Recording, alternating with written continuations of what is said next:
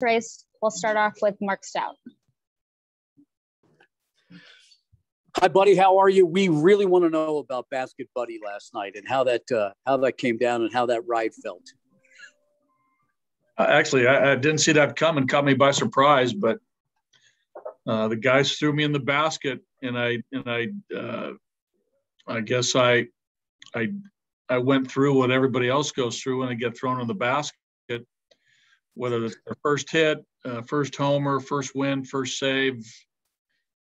Whatever is basket warranted, they wheeled me into the shower and gave me a drenching of, a lot of different liquids and a lot of different soap products. Did you have some version of the swag chain on too as well? I think I had the official swag chain. Okay. Not a version. I think it was the one. It was fantastic. It was our chain. That was courtesy of Chuck. I think this was Chuck driven. Well, it looked like you had some fun. It was a good win. It was emotional for the guys. We had to bob and weave through the last couple innings, but our pitchers ended up making pitches when we needed to, and we cobbled some runs together. It was a good team win. So. It was a good clubhouse afterwards, Mark, and guys, had some laughs with me, which was fine. But the big picture, we got a W, and we're ready to play again today against a really good pitcher for the Marlins, pitching really well. This fellow Rodgers. Thanks, buddy. We're up for more Basket Buddy down the road, so thank you. Okay. Patrick Saunders. Hi, buddy. Yeah, the photo on social media was awesome. That was terrific. What did you think overall of you guys' approach at the plate last night? I know it's not quite the same as the pitching you're going to face the night before or tonight, but still, what did you think of your approach? I think again, you look at. I think some guys had some good swings and had a good night. I think other guys. Had a tough night. So, you like to have maybe 6-7 guys having, a solid approach. That one guy or two guys maybe in the lineup are scuffling. But I think, overall, I think Tapp is swinging the bat well. Good approach each and every night. I think Charlie's, in a really good spot. I think Dawes and Hampson are hanging in there. Crony had a tough night. I think Diaz is hanging in there too. I mean, it was good to see him finally, get a ball to fall. He hit a couple balls on the nose yesterday. I think Rodgers was okay. I mean, he had a strikeout. I mean, I think overall, and I'll tell you what, their bullpen is, there's some guys coming out of that bullpen with pretty good stuff. Against the lefty, I thought I thought we were going to do a little bit more damage against him. We're going to have our hands full now with this lefty, but hopefully we can get to him. How is CJ's back? Because he has not hit well since coming off the IL. Yeah. Is he okay? His back's fine. Yeah. Okay.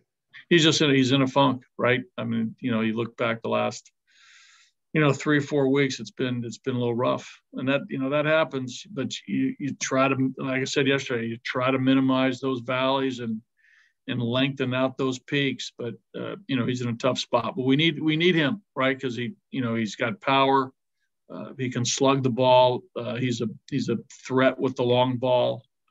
Right now he's in a tough spot. A couple more from me, buddy.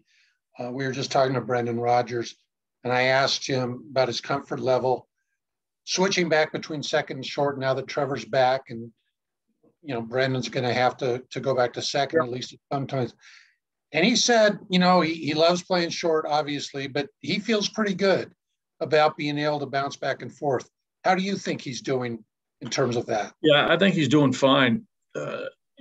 And going into, this season and the conversations we've had with a lot of different guys, Patrick, the advantages that brings to the team and also the advantages it brings to the player to get him on the field, being able to move around. is something that the players are going to embrace because it keeps them playing. It gets them at bats. It gets them on the field. And any player will tell you, buddy, I just want to play, right? That's the main message that I receive back from the players. They'll do anything they can to get on the field. So when you see Josh go from third to first, or Matt go from second to third, or Rodgers, or, short to second or third, and Hampson center field, second, short. I mean, these guys are fine with it, especially at this point in their career and all the reps that they've gotten through spring training and even now during the regular season. These guys are fine with it. And we give them plenty of pregame work at each and every position to make them feel as comfortable as possible. Great interaction with Stu and Giddy and Red and I, the coaches, as far as, positioning and all the things they got to be heads up on as far as our defensive alignment and shifts and all that stuff. So our guys are built the right way to handle moving around. And I'll say it again, you look at a lot of teams and you look at their players, teams are doing the same thing. If you look around the league, and, there's usually 2 or 3 players on every team who have that versatility to bounce around. And we're doing the same thing. And last one from me, buddy. For Chichi Gonzalez to go deep into a game, let's say 6 innings. Right. Past the 5th, 6th, perhaps 7th. What are the keys for Chichi? I think Chichi's done a pretty good job, Patrick, of strike one. And I think he has to stay on the attack and get them swinging early and not get ahead and then, run into a 4 or 5 or 6 pitch at bat.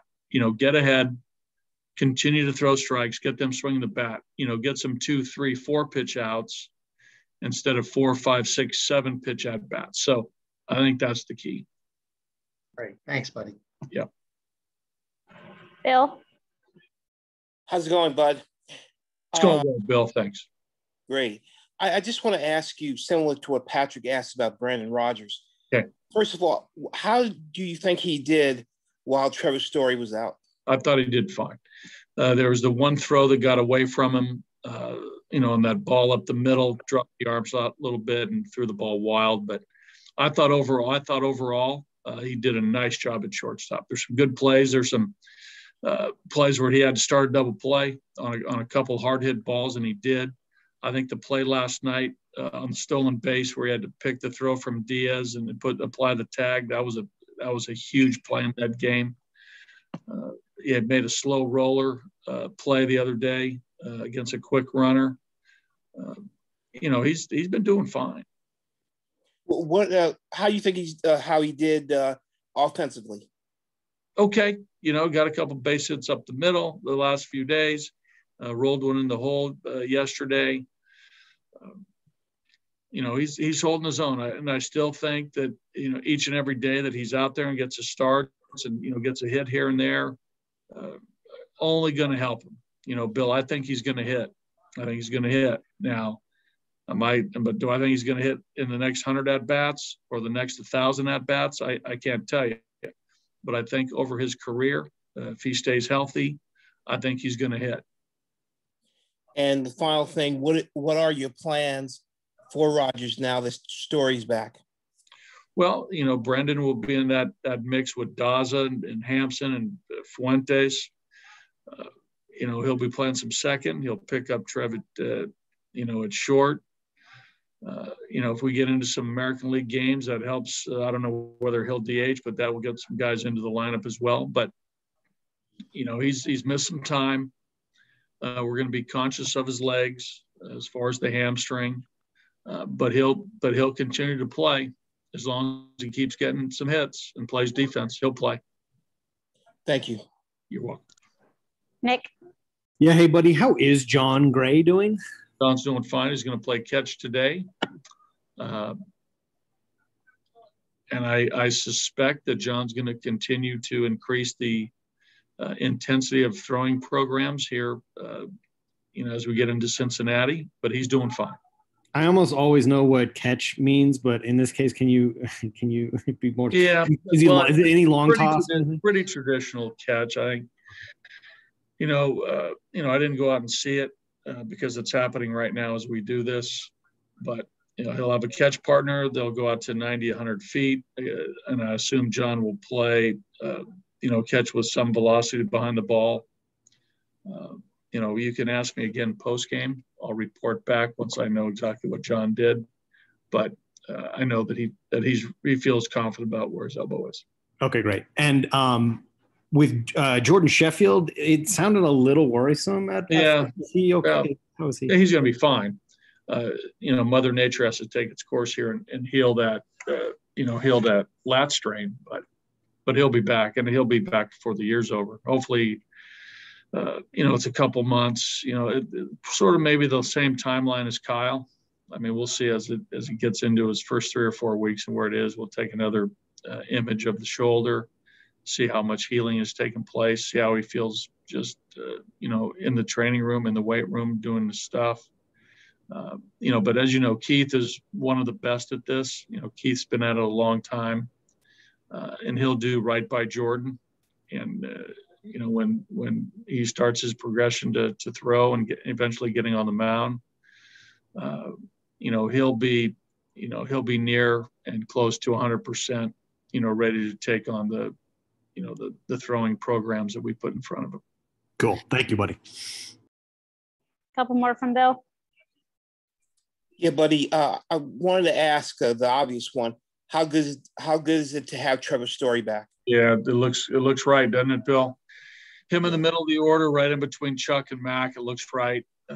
He's one of the best players in the game. So we're excited to have him back. I know he's ready to be back. He's ready for this, and hopefully he can, show his talent right off the bat in tonight's game. Thank you.